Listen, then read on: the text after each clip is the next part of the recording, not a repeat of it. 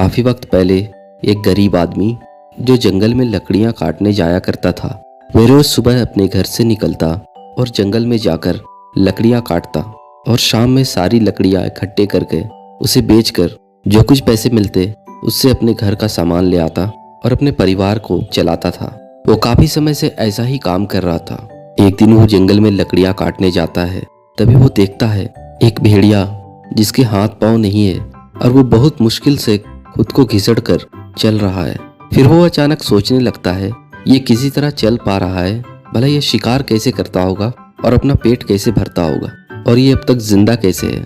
उतने में अचानक से वो जंगल में एक शेर को उस भेड़िए की तरफ आते हुए देखता है, जिसके मुंह में एक बड़ा सा गोश्त का टुकड़ा था। वो शेर को आते हुए देखकर कुछ भी समझ नहीं पाता और वो जल्दी से पेड़ के ऊपर चढ़ जाता है। तभी वो देखता है वो शेर भेड़िए के करीब आता है और भेड़िए के सामने वो गोश्त का टुकड़ा रख देता है और भेड़िया उसे खाने लगता है। जब भेड़िया पूरी तरह से उस गोश्त को खा लेता है तो शेर वहां से चला जाता है।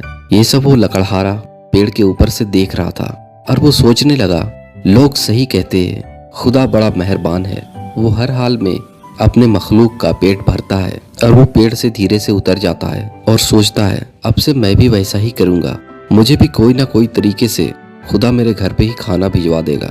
और वो दूसरे दिन से लकड़ियां काटना बंद कर देता है। वो उसी जंगल में आता है और चुपचाप एक पेड़ के नीचे बैठ जाता है और इंतजार करने लगता है कि कोई आएगा और उसे खाना देकर चला जाएगा।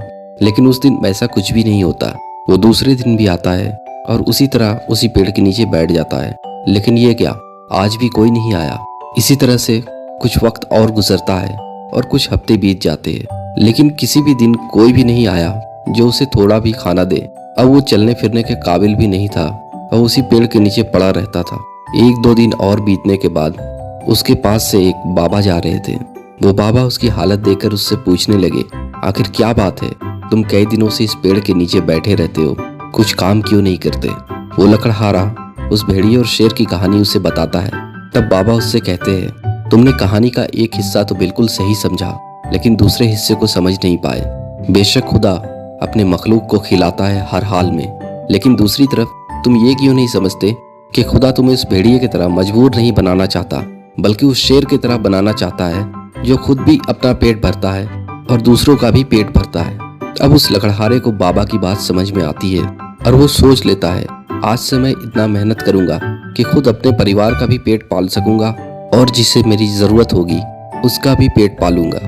और वो खूब मेहनत से काम करने लगता है। दोस्तों, अगर आपको ये मेरी छोटी सी कहानी अच्छी लगी हो तो प्लीज मेरे वीडियो को लाइक और शेयर करें और मेरे चैनल को भी सब्सक्राइब कर ले अगर आप सब ऐसी कहानियां देखना पसंद करते हैं। Thank you.